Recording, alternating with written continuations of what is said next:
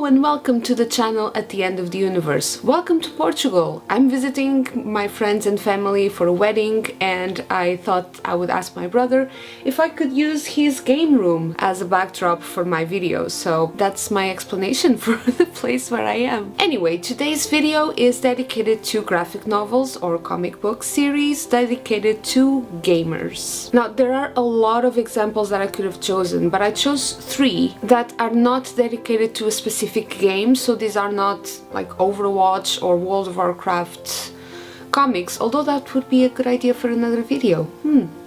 Stay tuned. Instead, these are comic books about gamers and their struggles and their experiences in the game and why they play. Okay, so the first one that I have to show you is Cory Doctorow's. I don't know, this is probably going to be either very visible or very white, I don't know. This is In Real Life by Cory Doctorow and illustrated by Jen Wang. I'm not sure I've ever talked about Cory Doctorow in this channel. I might have when I mentioned science fiction. He is a science fiction writer and he's particularly good at writing about the near future. His books almost feel like prophecies, especially if you read them like a couple of years after they've come out. If you've never read anything by him, don't start by this one, but start by probably Little Brother, which I think is by now over a decade old. So Cory Doctorow has written quite a few books about games and gamers, and for this video I'm highlighting this graphic novel that he wrote. It's called In Real Life, and it's about a girl who plays an online, massively multiplayer role-playing game, very similar to World of Warcraft, although it's not called that. And the main character, Anda, loves the game because it allows her to be a hero. But then within the game she meets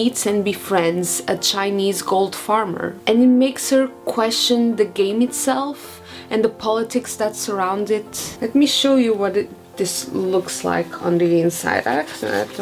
I'm not sure how much of this you can see, but the illustrations are quite nice. I like this kind of more simple, clean type of illustrations. It works very well for this particular story. This book is very good, but it isn't perfect. If you are at all familiar with gold farming, the working conditions of the people who do that for a living, you know that it's a complicated and controversial topic. In my opinion, this story does not address it that adequately. It's told from the perspective of Anda, who is an American girl. She's the one that's shown suffering and kind of like a savior, which, while not entirely negative, it's at least a little bit problematic. On the other hand, you can also look at it as empowering, so both perspectives can be right. All in all, it's definitely worth reading, especially if you like World of Warcraft or similar games. Next up, I brought don't fall please. I brought User. This follows from the same topic as In Real Life, but from a much older perspective. It kind of pains me to say that, but it's true. This is way more ancient. I mean, maybe I'm being unfair. I think these books were published like in the year 2000, which was almost 2 decades ago. God damn it. In terms of video game history, that's like ancient times. Oh god. And that's especially so when it comes to online gaming. Let's be honest here, it's okay, we're all old. This series is called User and it was written by Devin Grayson, who is perhaps most well known for writing Batman comics and X-Men comics. And it was illustrated by John Bolton and Sean Phillips. It's also about a girl gamer, but slightly older. She's not a teenager, she's in her early 20s if I remember correctly. And she starts playing these text-based role-playing games. MUDs? Yeah, if you know your history or if you're old, I'm sorry. Well, no.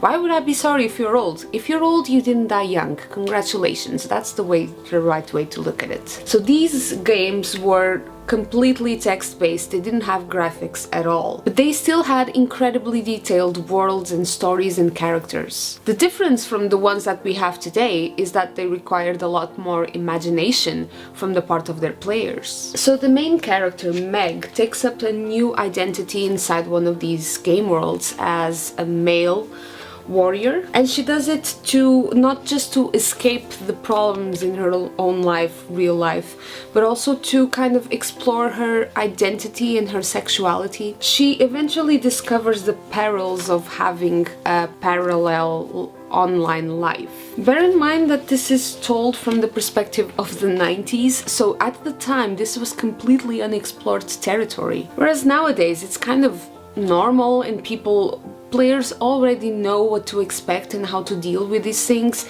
but back then it was completely uncharted territory. So this story is not just a good story, an appealing story, but it's also of historical significance if you are interested in video game history. In visual terms, you can see that real life is portrayed in this grayish kind of boring color palette, and then the in-game illustrations are colorful, which is very interesting considering that these games were not graphical at all, did not have graphics. Finally, and I swear I didn't do this on purpose, but all of the comics that I brought to you today have main female characters who all play massively multiplayer online role-playing games. So this video turned out way more coherent than I planned. Anyway, this comic book series is called The Guild, and this is inside a plastic, so it might actually not see it. I don't know.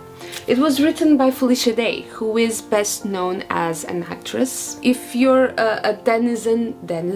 Yeah. If you're a denizen of the internet, maybe you know her because she founded the excellent online channel production company called Geek and Sundry. Good God, why did my brain freeze there? I'm sorry.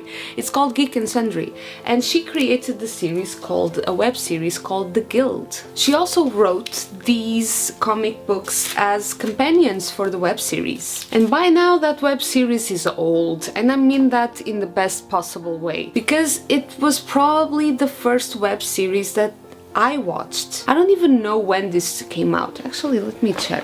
The DVDs are from 2009, so the web series is older, so that gives you an idea of, yeah, they were some of the first to make these kinds of things, this kind of content. The Guild is a series about a girl who plays a game a lot like World of Warcraft, and she does it once again to escape the many problems that plague her life. And the series follows her life inside and outside the game. Its main attraction is not actually the game, it's its cast of characters. I highly recommend this web series. I mean, I watched it, like I said, many years ago, but I'm sure it's still relevant and cool to watch. These comics give background to the characters. For example, this one, these three that I actually showed you are about Sid herself and how she came to start playing and become part of the guild. It's not essential for the web series, but it's good to flesh out the world. It has some issues with pacing, and the artwork, well, it could be better. I don't want to sound mean, but it's good but not memorable. If you're not familiar with Geek and Sundry, then I highly recommend that you check out their DVDs, what am I doing? Their channel. They make an excellent series about board games called Tabletop. Okay, so these are the 3 comic book series / graphic novels that I had to show you today. I am thinking of making another one of these videos in the future with different ones, so if there's anything that you would like me to read and include in the next video, just leave a comment and tell me. Don't forget to like and subscribe, and I will see you next time. Bye!